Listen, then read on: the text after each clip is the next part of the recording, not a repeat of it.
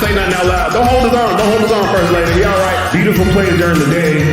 Nighttime, gotta lock the doors. He got married, then married again.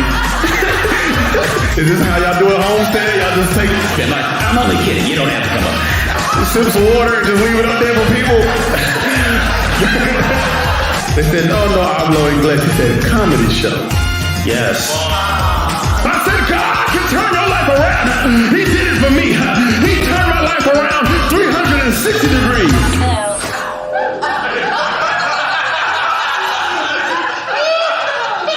Okay, some of y'all need to go back to math class. Y'all like, what's the problem with that?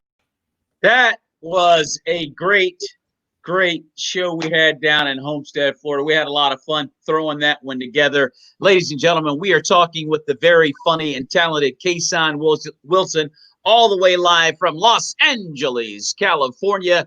And as I said before, he's been all over the country. He's been in colleges and universities. He's been at the laugh tracks in Los Angeles, the Comedy Store. He's on a show called Laugh Tracks. He's been with a lot of awesome comics. And currently, once again, the pandemic got in everybody's way. He's hosting the show Youthful Praise with J.J. Harrison. And speaking of that, Kasaun, how is that show going right now? It's going well. But listen, JJ is an incredible man.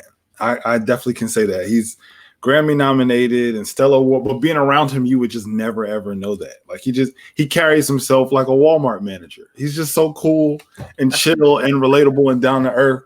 So doing the show is actually pretty easy because we're just talking. Like we literally just talk and have fun. I think the best shows for me, the best shows always should feel like it's like the barbershop. You know what I'm saying? Like you just talking in the bar. That's where the best conversations happen. Around a dinner table, on the couch watching the game, in the barbershop, in the hair salon, whatever place of business applies for you. But that's what it feels like doing the show. So it's a complete pleasure. Hey, son, what is it about the barbershop, though, dude? I mean, the brothers, man, we get in the barbershop, man, and it's just a special vibe in that joint. What is it about the barbershop, Kasaun? You know what it is about the barbershop?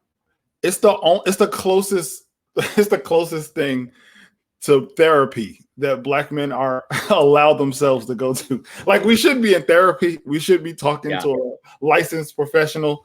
But at least at the barbershop, it's like listen, I've learned so much of my life from the barbershop. And that's good and bad. Like it's not all good. Like there's some terrible things you learn at the barbershop. But it's just like, guys should talk about their feelings. They should talk about what's going on in the world. They can talk about sports. You can talk about anything. And you can do it all at the shop, which now it's like everything's by appointment. So you don't really get like there's no real barbershop anymore. But it's so much, especially for like kids like myself who didn't have as much of a male presence growing up. It's like the one place you can go where it's like uncles and brothers and cousins. It's just it's dudes. It's just dudes. We should be in therapy, but the barbershop is like the thing that we allow ourselves to go to. Now, see, this is great jokes material right here. You and I both got to take this and do a brain dump on the barbershop. There's a lot of joke material in there, Kasaun. Matter of fact, I'm going to do that. We got to get back with each other and see what we came up with because there's tons of material in that, man. Oh, I'll do that. Tons of material in that. Oh, that's a fact. So listen, I'll tell you the one thing because I grew up in Jersey City, New Jersey. A lot of people think I grew up in DC, but I went to Howard. Okay. So growing up in Jersey City, my first, and I've never said this out loud, which is crazy. So my barber growing up was Doc. So up until I was like 13, my mom picked my barber for me. But she always picked people who knew people from the church. So there was always this old guy who went to our church, but he gave me like ringworms like 2 or 3 times. Like it was the work, and my mom just kept sending me to this dude. That's just out of loyalty. Out of loyalty. Oh my gosh. And my mom started dating this guy, and he had a cousin named Doc. And Doc was the coolest dude I had ever met in my life. And up until I was like 15, I used to hang out at the barbershop like all day. Like my cut would be done at like 1, but I would tell my mom I wasn't up yet just so I could hang out there till like 5 or 6. Yeah. And hanging out and shop with the fellas. I'm pretty sure that they were smuggling illegal materials out of that barbershop. I'm Probably. But man, was it the coolest time of my life? It was the closest thing to a Big Brother program you could probably get in my hood. So, so I mean, it's like, all right, listen, we don't have mentoring programs on the block. There's no trap house mentoring programs, but the barbershop is kind of like where everybody, plus when you get like a fresh haircut, that's like the highest, that's the highest sense of self-esteem a man can have. It's like, it is. It's when you feel the most confident. So it's like getting it's like, you know how they say black joy? Yeah. Black boy joy or whatever it is. It's like, that's the barbershop is where all the men have that joy, because we're all everybody leaves the barbershop feeling like they're Denzel Washington. Unless you go to that guy, which is every barbershop has like that one dude where they're like, whoa, nah, you should. Marcus Brown says trap houses should not mentor the youth. Right. I mean, it depends. All right, so it depends. I can't say that necessarily. Because when I grew up, again, in the 90s in Jersey City, it's like thugs are completely different than thugs now. Thugs now, they'll beat up kids, women. There was like a code. Oh, there was a code of ethics growing up. Like the thugs. All right, so like I knew the thugs in my neighborhood were probably not gonna live that long. Yeah, I knew it. Like we all knew they were drug dealers. Like, everybody knew that. Yes. But so I would have to wait. Man, every time I get with you, I start telling stories I've never told before. All right, so so everybody knows I was like a sheltered church kid.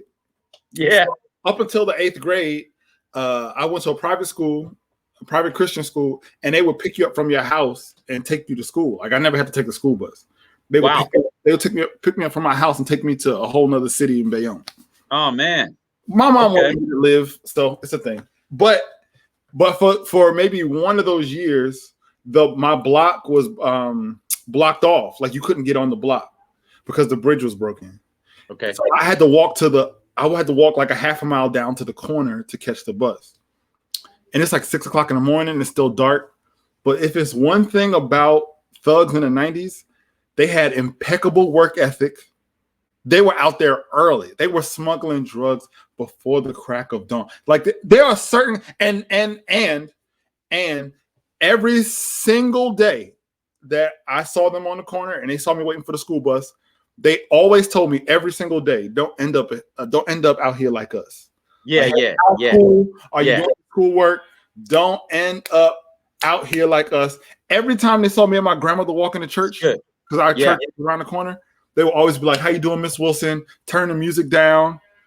They would stop. I don't know why, but it was just a code of ethics. They would like, "Hey, Miss Wilson, how are you? Make sure you say a prayer for us." And then when we walked away, they would turn juvenile back up. But there was like a respect there. You know what I'm saying? Like they didn't want kids to be out there like them. They were just like, "We had to do this. You don't have to do that." But yeah.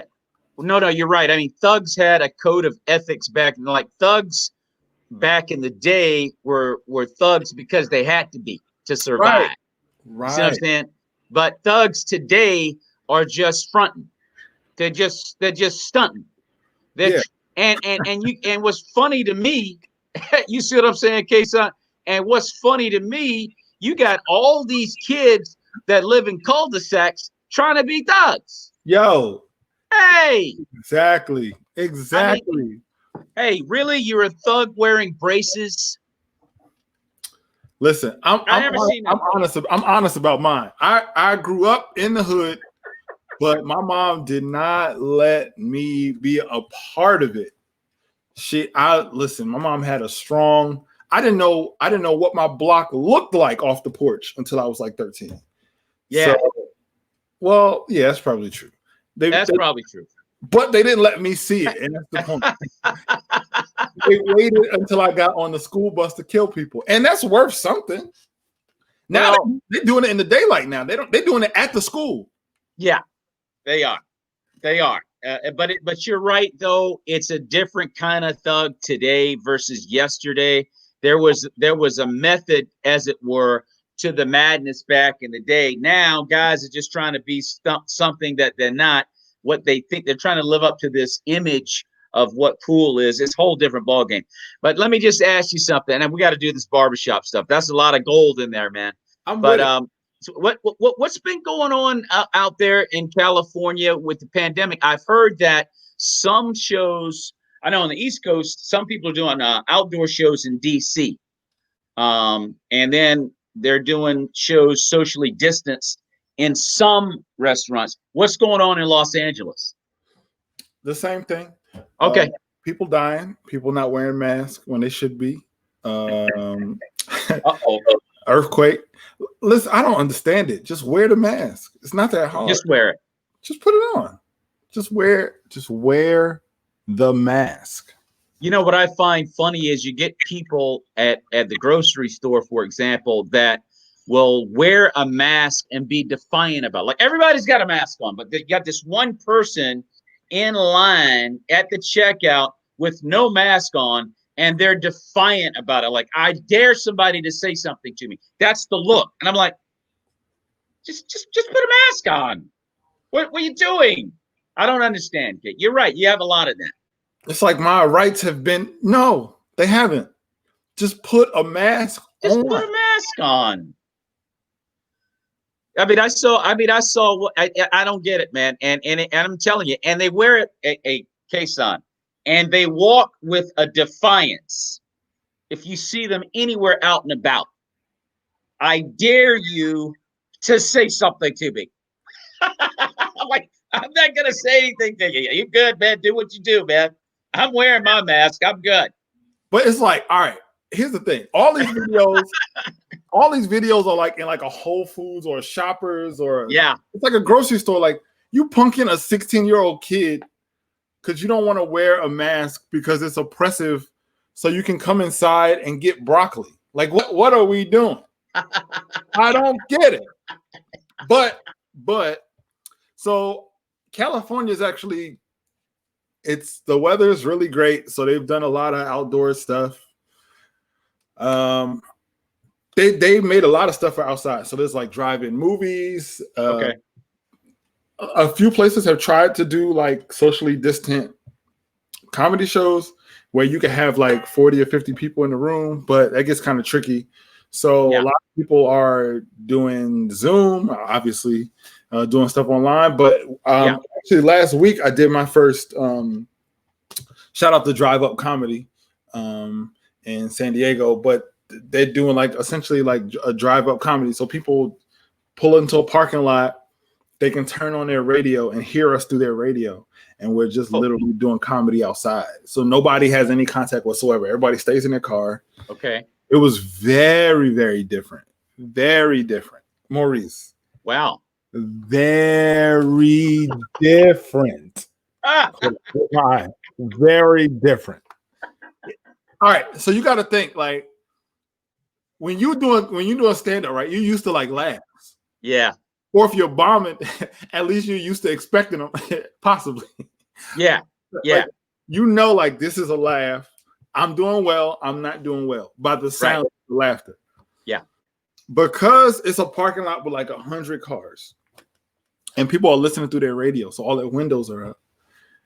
Unless sometimes you can hear like faint laughter, people like really like, but the way they did it was if they thought something was funny, they would honk their horn. Okay. So you're like hitting a punchline. You're like, yeah, and they're like,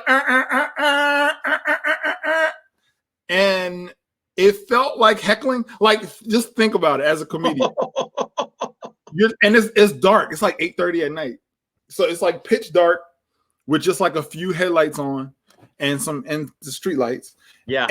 And when people think your joke is funny or you say something they can relate to, like, how's everybody doing tonight? Like, and you just gotta like tell jokes. It took some adjusting, but it was great. Mal Hall was there, Alonzo Bowden. It was a really dope show. And speaking of dope shows, you were talking about virtual and Zoom. You have a show coming up in October. Yeah, so it's called K's House Party. We're launching it in October. So it's kind of like a show, but it's not. So I've been doing Zoom calls with my family every Sunday, and we play games every single Sunday, and they're so fun and they're so interactive. So we're doing something new called K's House Party. I do a birthday show every year in DC, and since being with people is deadly, we're gonna do it virtually this year.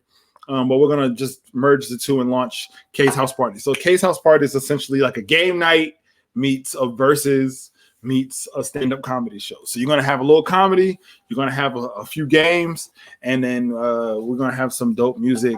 I have a incredible DJ. I can't wait to tell everybody who it is, but I'm gonna hold on for letting people know who that is. But man, and we're gonna have some conversation, man, because there's certain things that I say on social media that people have a very strong opinion about. So we're just gonna get it out in the open. Like, for instance, I told people I think 10 times out of 10 I would choose peach cobbler over sweet potato pie. Yeah. And man, that did not go over well. People were thoroughly upset about that. But peach cobbler, sweet potato pie. That's how it is for me. Well, look, dude, I mean, you can't beat it either way, man. I mean, I'll take either one as far as I'm concerned, dude. But hey, look, so you were talking about Al Freeman Jr. And when you were at Howard University, I mean, tell us a little bit about that story and how he motivated you to get into stand-up. Yeah. Wow. Well, first of all, rest in peace, Al Freeman Jr. Yeah, sweet potato pie is trash. But we'll talk about that at K's House Party. The link is in my bio on IG at the Life of KAY. Just go ahead and check it out. So I went to Howard University to be a theater arts major. I started off as a musical theater major, and once I went to my first classical dance class, I was like, nope, this ain't it. So I transferred to acting. And my junior year, my professor was the great Al Freeman Jr., who most people would know as the Honorable Elijah Muhammad from Spike Lee's Malcolm X. Oh, wow. Didn't know that, man. Oh, yeah. So I mean, just great actor. Please Google him. He's incredible.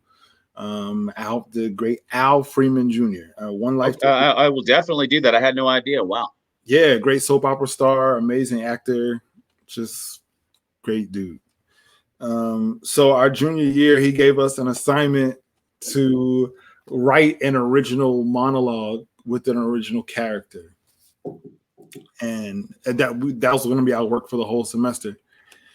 And once I performed my original monologue, he stopped at the end and was like, "What was that?" And I was like, "Well, that's my original monologue." And he was like, "No, it's not." He was like, "That was stand-up comedy, what you just did." And I was like, "What?" He was like, "No, that was stand-up comedy." And I was like, "No, that was my original character, and this is his backstory." He was like, "I get it. I hear what you're saying. But that wasn't a monologue. That's not a character. That was you doing stand-up." Wow.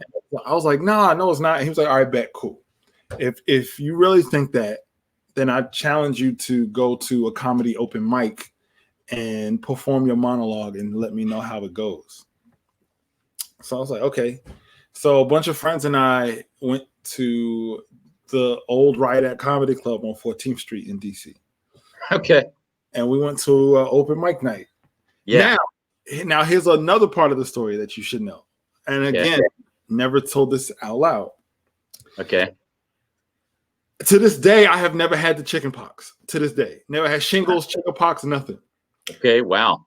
My first day at Howard, when I woke up, when I moved to the Carver Hall in DC, when I moved into my dorm, my whole body was broken out. And like my whole body, like face, arms, legs, everything was broken out. Yeah. And I was like, oh my God, my first day of college. And I actually got the chicken pox on my first day of college. I was freaked out. Wow. I went to the hospital, Howard Hospital, which that was my last time. and I found out that it was not the chicken pox. I had bed bugs.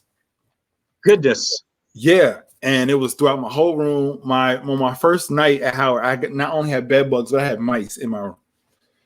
So the doctor was like, "Hey, just so you know, all the new clothes you bought for school, you have to throw all of those away, like everything." Like I had got FYI. Yeah, I had to get a whole. Yeah, like, hey, by the way, this is what you take. This is how you get better. Oh, and just throw everything you own in the trash. Like you have to start. Oh, by the way, your first day, your second day of college, you have to start everything fresh, and you can't even wear the clothes on your back. You have to throw those away and get out because we don't want your bed bugs. Like it really was like that. Oh my gosh. So man, don't do me like that, Marcus. It wasn't that bad. So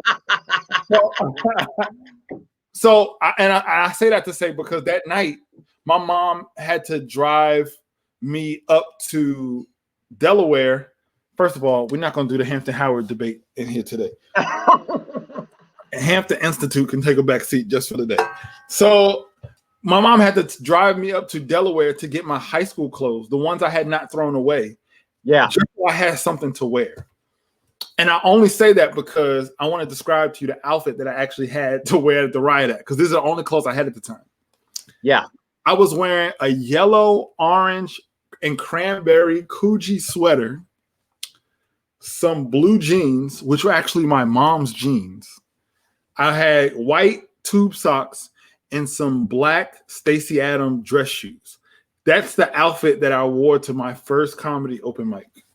Okay. And the only reason why that's important is because when I walk into the open mic, every single comedian destroyed me. And rightfully so. It was, I mean, if you picture that outfit, it's just nothing. It's a reason to roast. Yeah. So I had on this Coogee sweater. Matter of fact, you may as well have written "roast me" on your chest. And I sat in the front row. And the thing is, I sat in the front row because I thought, all right, maybe if I sit close to the stage and my knees are up on the stage, they can't see that it's the Coogee sweater, the jeans, and then the shoe combination. Maybe if it's just the sweater and the jeans, maybe they'll leave me alone. Oh man. Because everybody saw me walk in. So literally it was just bad. It was a roasting session. And every single Wow. And I remember that day because I met a really great guy, good comic. His name is Haywood Turnipseed Jr. He was the host that night, and he was probably the ringleader. Absolutely. And I remember it because the first time, like I think after like the first time he roasted me, it was like, all right, cool.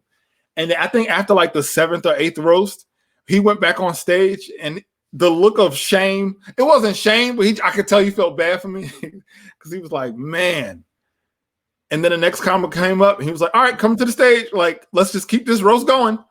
Yeah. And so my friend Kyle, shout out to Kyle Jones. Yeah. He said like, yo, man, you need to get back at these people. And I was like, yeah. And I thought I was going to go up, but I just figured like, I don't want to just get roasted all night and then go up because then they're going to, not only will I get roasted more, but then they're actually going to see the whole outfit. So I don't want to go up there and give context to the whole roast. Like then they'll be like, oh, that's what he was talking about a half an hour ago. Like I didn't want to. Yeah. So I said like, oh, I'm not going to go. Maybe I'll go again next time. But my friend Kyle, without me knowing, unbeknownst to me, went up to the host and put my name on the list. And he came back like 20 minutes later and was like, hey, you're up next. And I was like, all right, whatever. Yeah. And then Haywood went up on stage and was like, hey, come to the stage, Kasaun Wilson. And I walked on stage and I don't know why. And I had never done it before in my life. I didn't grow up doing this, but I just roasted everybody back there that roasted me. And then right. I told 2 jokes. One about, well, I don't want to say what it was about, but I told 2 jokes. Yeah. And it went over really well. And then I went back to the next class and he was like, how did it go? And I was like, man, it was great. They loved it. And he was like, right, because it's stand-up comedy. And I've been doing it ever since. So it really was, I was pushed into it, but it's been the best journey of my life. Now, Kasaun, as a man of God, which you are, I want to ask you, because you're out in the city. When you were in DC, we used to run into each other all the time. I remember when we met each other at a show. We were doing a show at I guess it was a cafe slash church. You had a lot of old heads old heads in there in the church. But anyway, it was fun. It was a fun show. Yeah. But and so that's where we met. But like I said, we're both Christian comics. How does your faith influence you as a performer? Oh man, that's a great question. I think I'll say two things. One, in terms of like what I want to talk about, and I guess artistic integrity, if you want to call it that. I don't know. It sounds too deep, but it affects the way I think and the way I write and what I want to talk about. And and the impact that I want to make on people. Like, and to be honest, I think the biggest impact for me is that I'm just comfortable being myself. And I think that's what's helped out a lot. Like, I don't push anything on anybody. I don't judge people. Like, I don't do my set and then come off stage like I don't go on stage in like a comedy club like, y'all need to stop all this drinking in here. Like it's just not. Yeah. Right. I think what has helped me a lot is that I am grateful that people have accepted me as I am. Like, people know I don't drink, I don't smoke, I don't curse. You know what I'm saying? Like, but I don't judge people for where they are either. Like, people don't come around like, oh, here come Kasaun. At least I hope that's not how I make people feel. No, people definitely don't say that about you, bro. I can tell you that for a fact. Yeah. So I think it just really impacts me because I'm confident in it. Yeah. And I've had comics come like, hey, this is going on in my life, or I've had comics come to church with me and nobody knows. Like, but it's not. I feel like my impact on the culture and the scene is just being an example. You know what I'm saying? And I think the time for more is up to each person. You know what I'm saying? But I think it affects me in what I write, how I write, and how I think. Obviously, it's who I am. Yeah. I think being a Christian is who I am. I think being Black is who I am. I think being a family person is who I am. I think being from Howard and growing up with a very Afrocentric mom is who I am. And I think who you are comes out regardless of what you do, especially if you're an artist, who you are comes out. But just in my interactions with people, I'm just so confident in who I am as a person that I don't feel the need to. I think people accept me and I accept them. And I think just being an example, and people have questions about Christianity sometimes. And like, every time something, I don't know if this happens to you, but every time something happens in church that's like a scandal, people text me like, yo, what's up with your boy? Every time, yo, I don't know why comics do it, but every time it's a pastor in the news, they be like, "Yo, you see your boy? What's up with your boy?" Well, no, that happens. Oh yeah, that happens all the time. That's why I don't go to church. Look at your boy. I'm like, I don't know him. Why are you telling? I get it, but it's like he's one person, and everybody, you know what I'm saying? But it shows that people affiliate me with my faith, and I can at least appreciate that. Yeah. But like, hold on, they're like, Pastor gets caught doing XYZ, and they're like, yo, what's up with your boy? Yeah, what's up with your boy? I don't know him. I don't know that guy, but I'll answer your questions if you have them, and I have.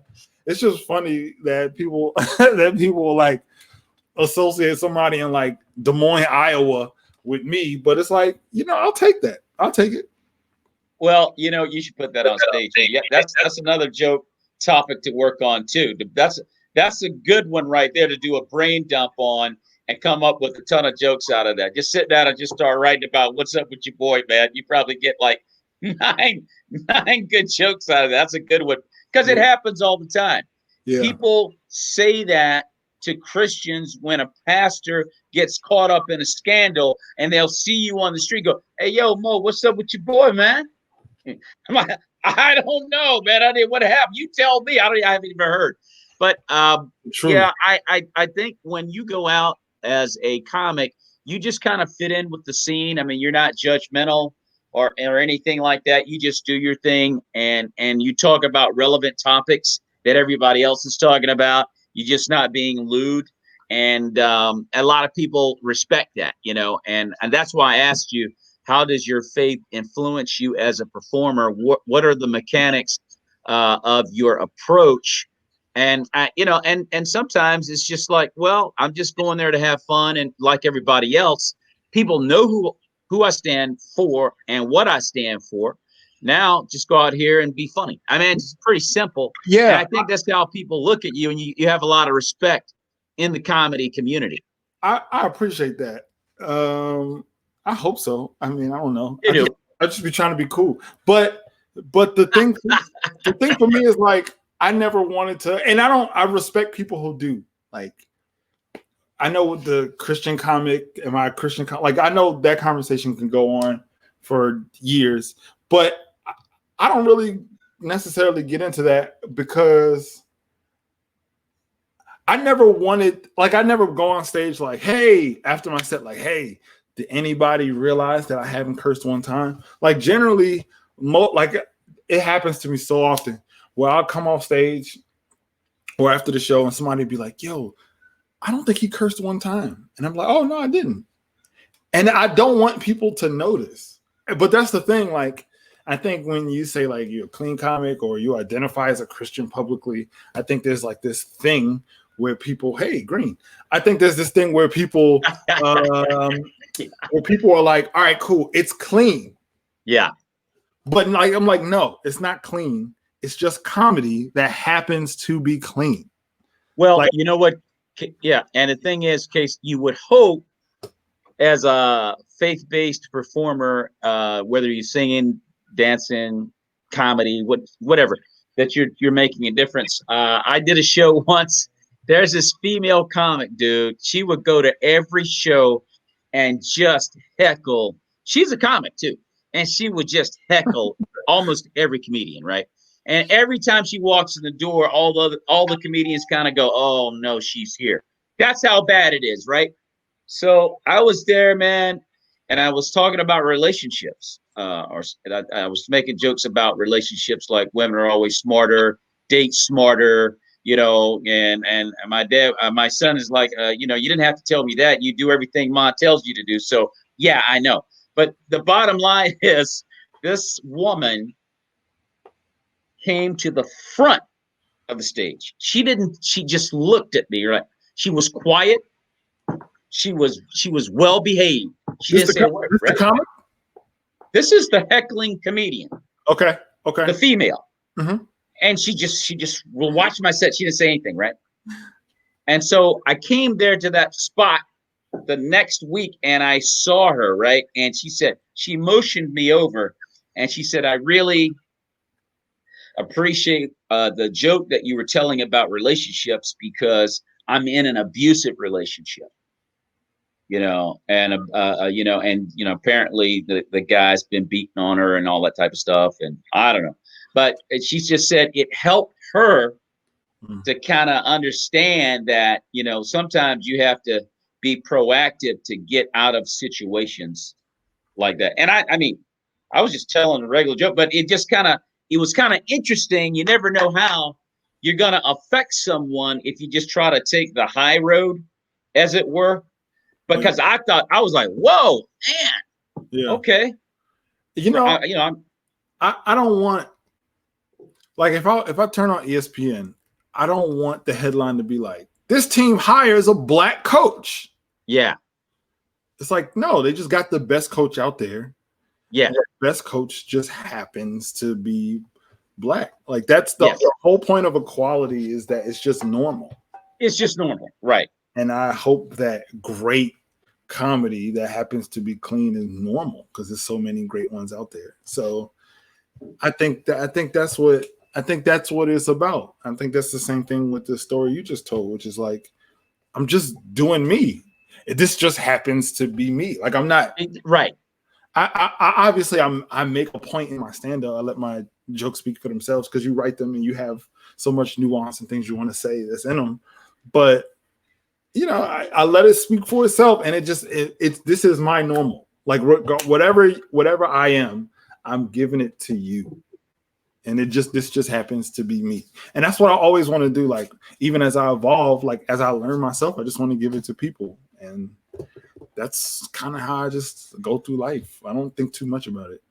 Well, no, you don't want to overthink it. Just like I said, that's how the most comics in DC view you. You're a guy that you're just a regular dude talking about everything that everybody else is talking about, and you're funny.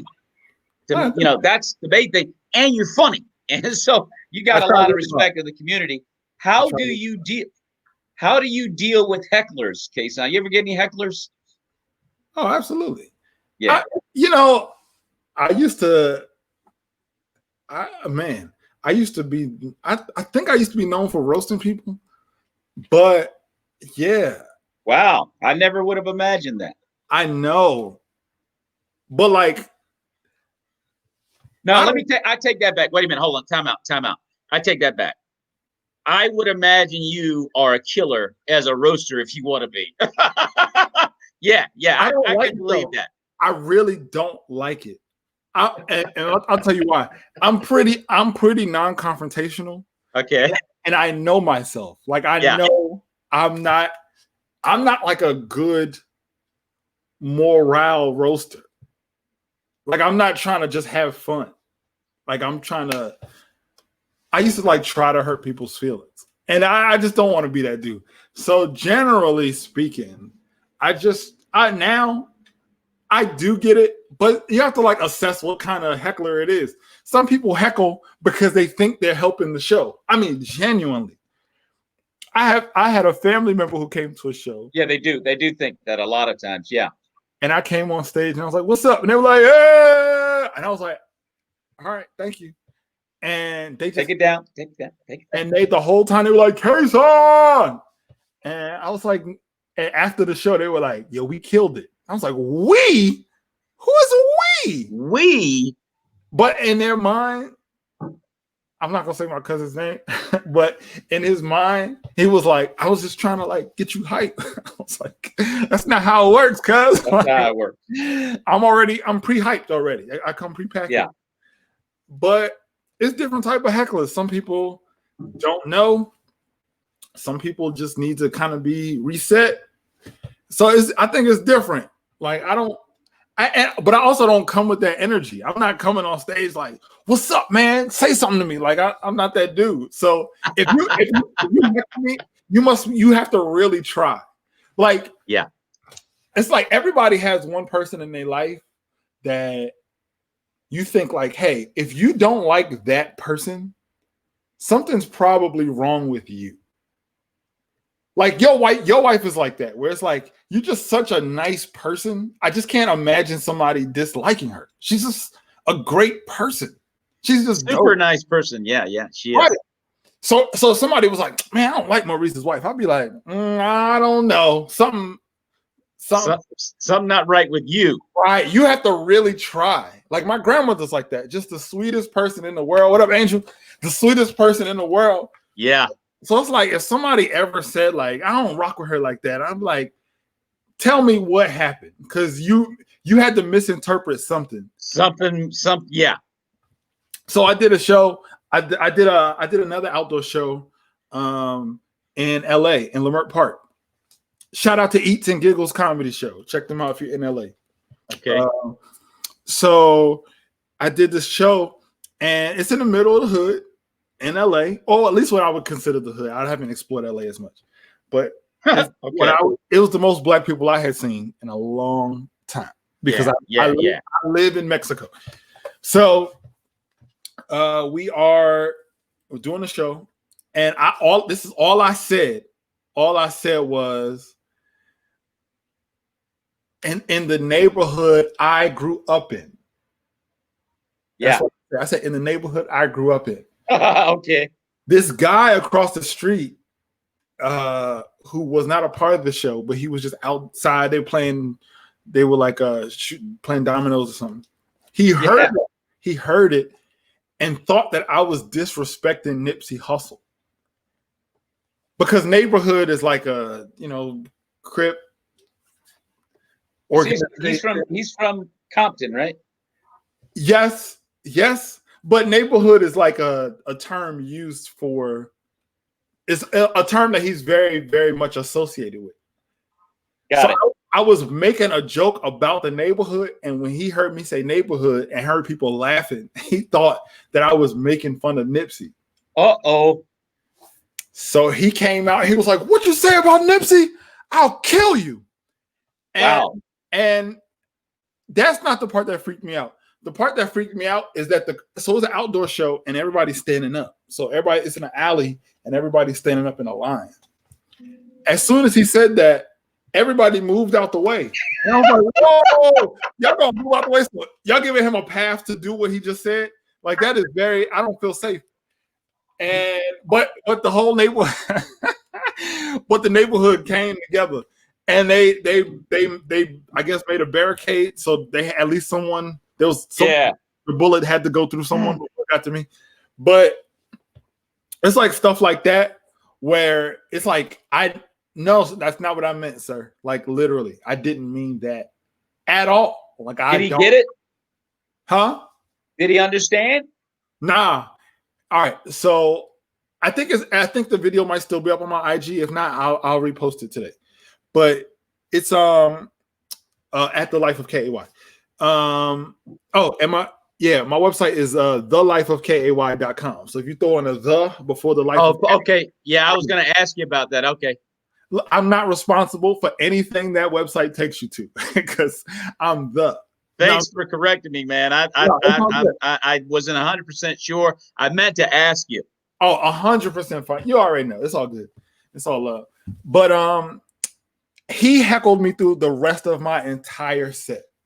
Oh my gosh. So he yelled through the rest of my whole set. And but is that better? Okay. Oh, it's all love. It's all love. Appreciate it. But yeah, he heckled me through the rest of my entire. He yelled through the entire set. Oh, wow. Which on an outdoor show is like. But I had a microphone and the crowd loved it. And I talked to him for the rest of my set. And I'll just try to explain to him there was a misunderstanding.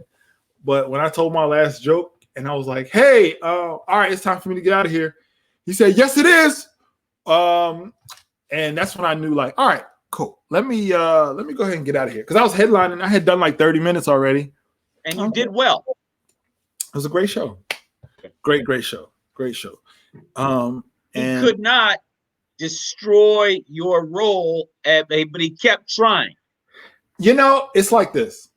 If someone's heckling you and the crowd is on your side, the crowd wants the heckler not to mess the show up. If you are bombing, the heckler is speaking for the people. Well, no, that's true. That's like if you bombing, it kind of works in both ways. Yeah, it depends on your relationship with the rest of the crowd. But you know, the hood mentality, the mob mentality is real. I used to substitute teach in Alexandria, Virginia, and I got this hood class, dude. I walked in, those kids weren't listening to nothing I said. Dude. I walked in the room, and I mean, it was cussing and flying airplanes. I said, everybody sit down. Man, they looked at me like I was crazy. And then I said, come on, everybody sit down. I'm not going to say it again. You know what? All of a sudden, the bully, get this over at T.C. Williams. The bully stood up and said, we ain't doing nothing. Hey, yo, everybody party, right? All the kids, they got the desks, everything. They cleared everything out so he could have room. I was like, oh, hey, look, Kate, this kid comes up to me, man. He's like, nose to nose on me like this, right? I'm a great big kid, right? And I'm thinking to myself, I'm like, you know what? I'm winning. And if we have to tear this room up, we're gonna tear this room up. That was my mindset, right? You about to hit the kids? No, but the kid was getting ready to hit me. Hey, look. Hey, the kid was getting ready to hit me. Hey, look, man, listen, this is what happened, though. The kid came up. I mean, we're nose to nose, right? And the kid, you know what we did, man? Right at the same time, we both broke out and started laughing. That kid said, "You know what? Everybody put the desk back. This dude's okay." And that kid, he was my best friend for the whole year. But Oh, it was a mob mentality. You know, they were just street kids. You know, it was just, you know, one of those, what do you call those classes? They call it STAR at TC. I'm sure at your school they have a word for where they place those type of emotionally disturbed children. Anyway, but it's funny that mob mentality. You know what I mean, dude? It's like, man, you know when it's getting ready to go down, and you get ready to get jumped or whatever, man. It's funny how that is, you know. Hey, can I just say this real quick, Maurice? Yeah. So you see Chaz Kane right here. All right, you see this comment? Let me tell you why this comment is so funny. Charles Kane is a great man. I love him with all my heart. Oh yeah, tremendous guy. He has this philosophy that if you bombing, you need to just be like, "Hey, thank you for your time. I'm out." Yo, Charles is complete. If somebody's heckling you and you lose the room, he like, "All right, just get off stage. You lost. Yeah, just go." Like you can't even work your way back. I remember somebody went on stage and they were like, it was like first joke. And they bombed like 45 seconds, and they were like slated to do like 15. And Charles was like, "We good." It's like, "No, let him at least try to fight." He was like, "Nah, ain't no fight. You lost."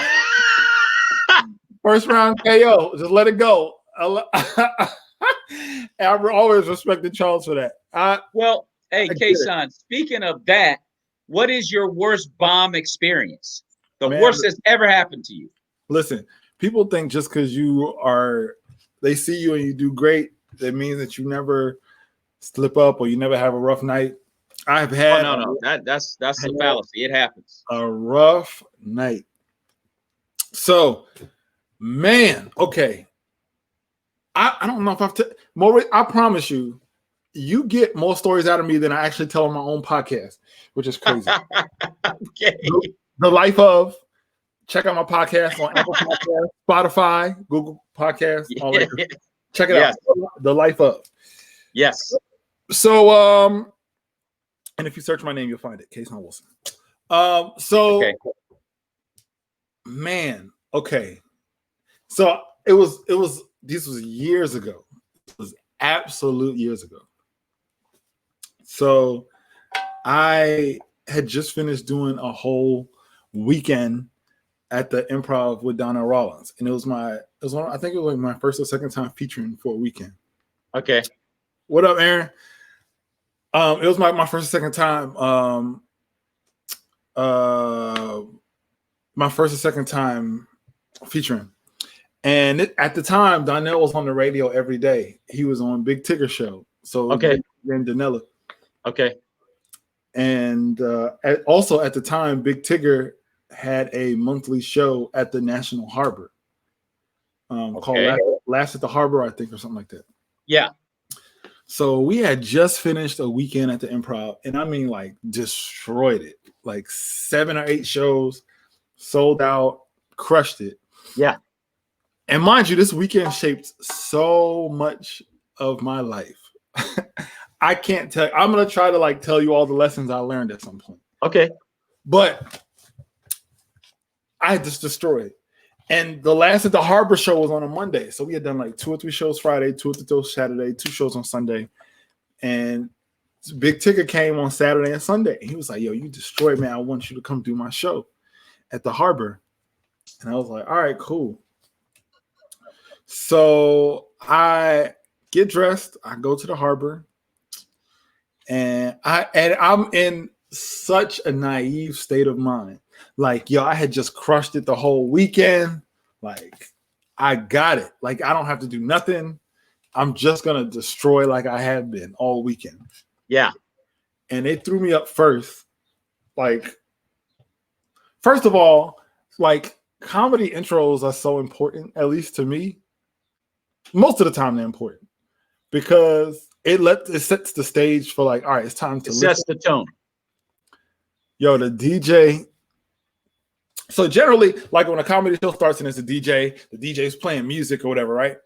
And after that, the DJ's like lets the music go down. They're like, all right, yo, everybody, welcome to the last of the Harbor Show. My name is such and such. Y'all ready to have a good time? Yeah. Are y'all ready to have a good time? Yeah. I know y'all can do better than that. Are you ready to have a good time? Yeah. All right. Well, first, coming to the stage, welcome, Kasaun Wilson. Like, that's what I expected. Yeah. The DJ's playing music, right? And he just stops the music and he goes, Kasaun Wilson. Mind you, this is like a restaurant. So it's like 300, 400 people in there, like ordering, getting drinks, laughing. Like the sound in the room is bumping. Roof. Yeah. The place is jumping. It's music. People like eating like chicken wings and just like chilling. And the DJ just scratches the music like, Kasaun Wilson. And I was like, oh, okay, that's it. And they're like, go, go, go. And I run on stage and I go, what's up? And the crowd is like, oh, and the mic wasn't on. So, oh my gosh. The crowd is looking like maybe like 4 or 5 people. Oh, and nobody's facing this way. All the tables are this way. So now they're mad. They're mad now. Everybody's looking this way, and everybody has to turn to look at the stage.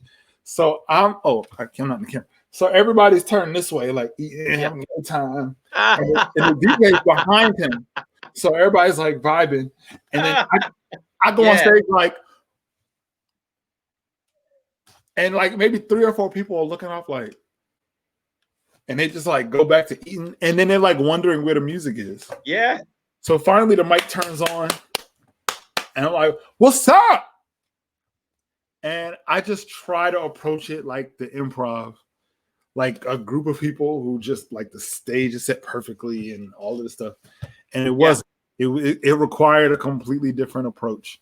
Yes. And my IQ was not that high at the time. It was pretty early on for me. And man, I bombed bad. Man, how long were you up there? It felt like forever. To be honest, bombing time ain't really like real time. Like, nah. Bombing 3 minutes, like a legit bombing, it feels like 20 minutes. Oh, man. Okay. Shout out to Sean Sarvis. Please go grab his book. It's a absolutely really, you got to get it. The Father, the Son, and the Comedian. Yeah, and Sean is a legend in my eyes, and I couldn't tell my comedy story without Sean Sarvis. So please go get his book if you're watching. Absolutely. But the circus is a whole nother story. But I want to say this. So I bombed so bad, and Donnell was hosting the last at the Harbor Show. Okay. I don't even want to say the worst part of that. I'll tell you about the worst part of that show offline. But if you go on Facebook, you have to like search for it because I don't promote this. But there's a picture of me with Big Tigger with his arm around me. And you can like see like the bomb is coming out of my pores. And like Big Tigger is like smiling, like, come on, man. And let me tell you what happened in that picture. So I bombed. I ran off stage. The DJ immediately discovers how to intro people. So he's like scratching. Come on, everybody, get hype. Get hype. Y'all ready for your host? Y'all ready for your host? Like I was just doing a gift spot, like a cold open. He's like, you ready for your host? Give it up for Donnell Rollins. So mind you, the walk off the stage is so far. Yeah. I'm going upstairs legitimately. I'm walking up the stairs at the show to go cry because it's like a private area. So I'm going up there to not legitimately cry, but maybe. And I'm going up there to like cry. Big Tigger like stops me. He puts his arm around me. He's like, listen, man, I saw you kill all weekend. I get it. It just wasn't your night. Don't worry about it. While he's saying that, Donnell is on stage destroying me. Oh, like, no. Like whatever the code was to get the crowd hype, it was making fun of me in that moment. Because he was like, and it was like nothing. He was like, man, that guy sucked. And they were like, ah! Like they lost it. Wow. And so I bombed. Someone's on stage killing, making fun of me bombing. Yeah. And Big Tigger's like, yo, man. So all of that is what happened in that picture. So in the picture, Oh, that's terrible.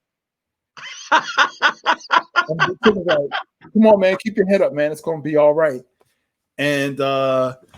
And do I have time for a second story? Yeah, go ahead.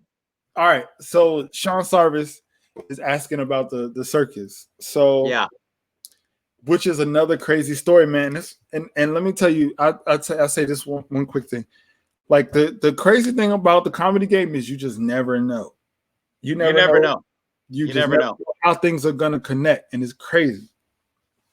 So I met Sean at I mean everybody does that. I get it, but I met Sean at an art gallery in Temple Hills, I want to say it was.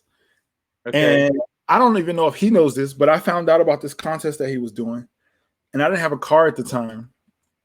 So I took the metro to Branch Avenue, and I walked to his art show, which is a heck of a walk.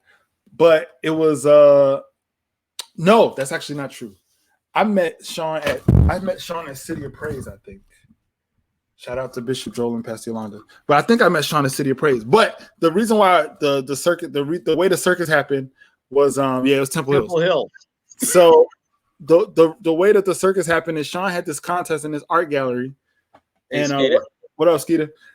You need to smile in your profile picture, brother. It's gonna be all right.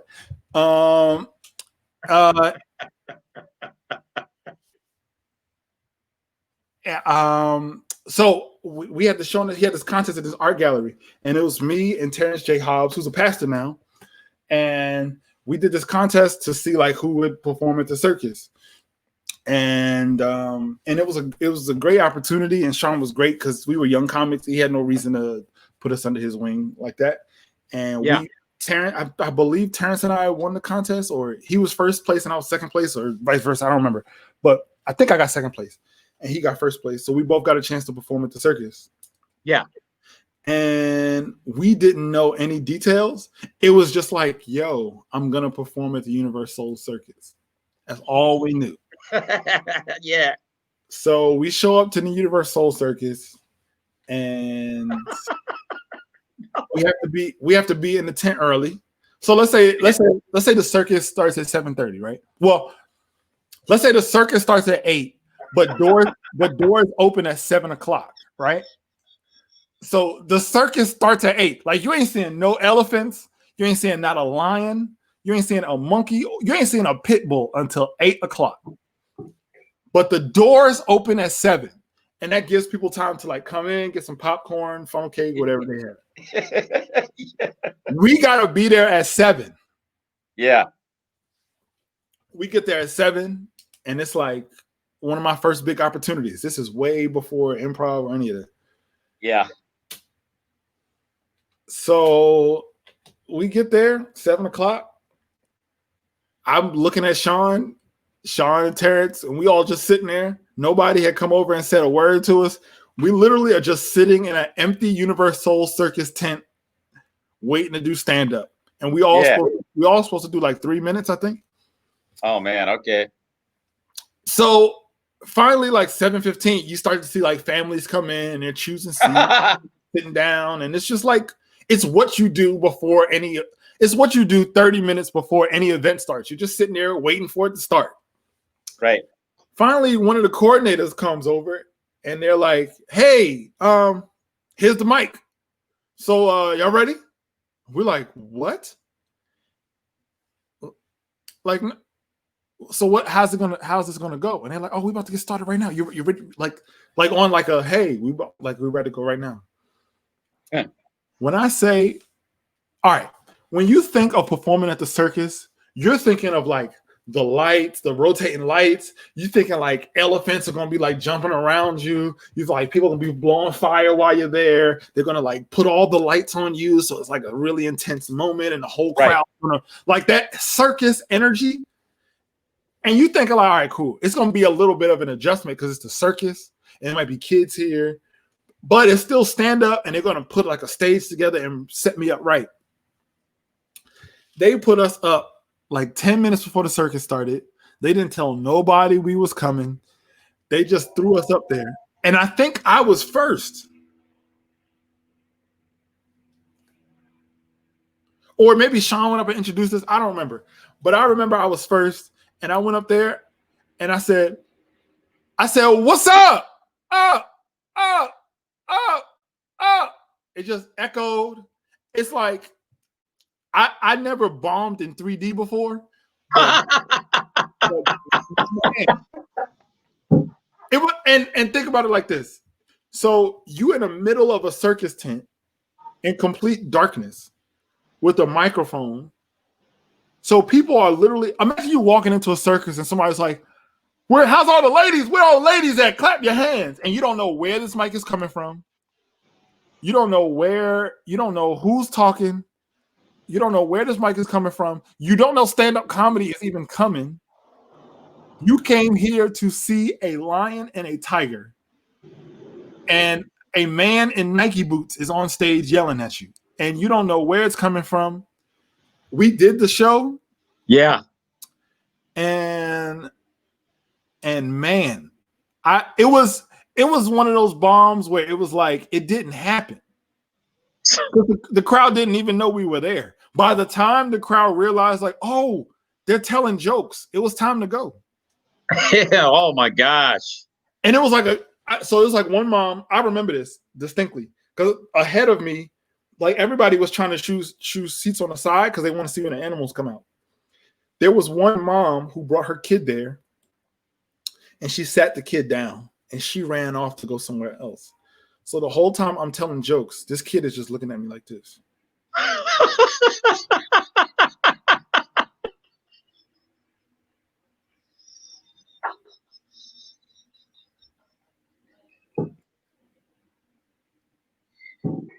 Oh man, I bet that really boosted your confidence there, bro. Then his mom came back with some popcorn, and he was like, I was like, wow, I just lost 2 popcorn. And there was like one guy who was like, I think it was either Sean or Terrence. I remember Sean or Terrence being like, man, y'all not even listening. And I just remember one guy from like all the way up top was like, I'm listening. And that's when I realized the worst part about bombing is when there's somebody listening. Shout out to Pastor Hobbs. Yeah. So that's the worst part about bombing is when the worst thing you could say to somebody who bombed is, I thought you were good. Like that shows that they know they were in the minority. That means the circus is probably number 2 on my list. That's number 2. That is the number 2 bomb on my list. The worst thing, that circus when you bombed. That circus was so bad that after it, God called Terrence to preach. He was like, he saved him from having to do that again. He was like, you know what, you're good. Just go ahead. Me and Sean haven't gotten a call yet, but I ended up doing the circus again.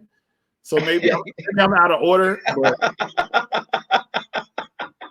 that man, let I tell you, I get it. That was not it. Yeah, that's bad, dude. Hey, man, you know what, Kasaun? But it is part of the business. I mean, no matter how good you are, I don't care how great you become in this craft. The bomb can happen at any time, and you never see it coming because it's got so many other things to do with just you. I mean, yes, it's on you, but it can be the way you're introduced. It could be the mood of the crowd. It could be the climate. It could be too hot. The acoustics of the room could be bad. They contribute to a bad experience, and it can happen. So it's the ugly part of it. But the better you get, the less it happens. And you're one of those comics where I'm sure it doesn't happen to very often anymore, and Yeah. I doubt that you'll have too many more of those. But But it's a part of it. I had to get on stage. Like, you got to get on stage. You know what I'm saying? Once you, like, I remember seeing people like Sean and Donnell and watching like these great comics go on stage, and it would be, all right. So there will be times, and it's not necessarily me, but I'm just saying in general, there will be times where I will watch people go on stage and they will come off and be like, yo, man, this crowd ain't it tonight. They ain't got it. And then I will watch Sean go on stage and do this like 5 times. He knows what joke that is. He would go on stage and do that. Or and destroy the room.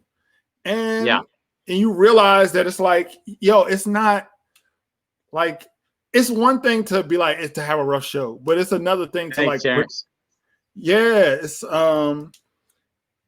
it, you know, once you see the greats go on stage and take a crowd that everybody thinks is dead, and then they make lemonade out of lemons, then you learn like, yo, you really just got to get on stage. Like, you just got to get, because you learn how to move.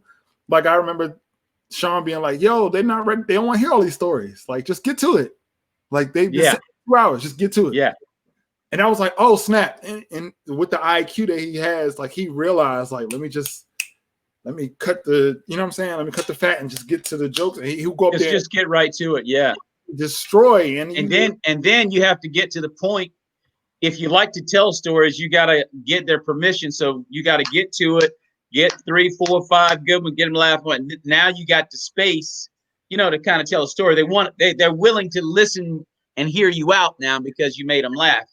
So yeah, it's all about learning the ebbs and flows of a set, and it takes a lot of pain to get to that point where you go, okay, all right, that's how it goes. So, hey, Kasaun, look, man, I appreciate you being on the show, man. Like I said, I wanted to get you on this platform.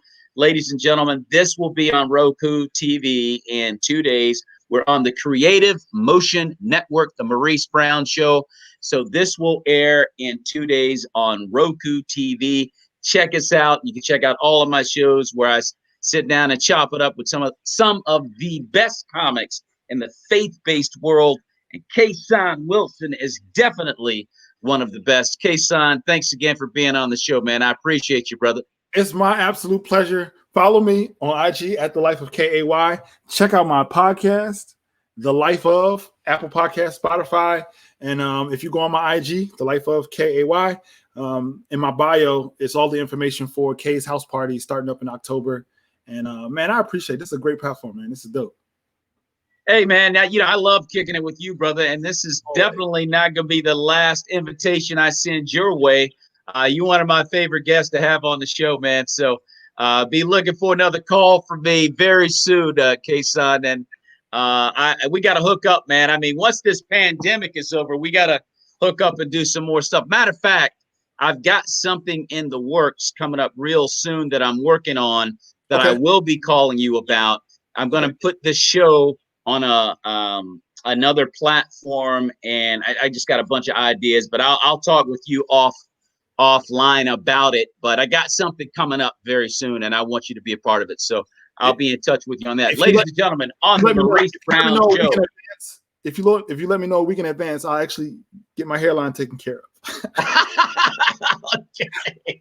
Ladies and gentlemen, the very funny and talented Kasaun Wilson. Thanks again, Kasaun, for being on the show, brother. God bless you. Bless you, man. Love you, bro. Love you.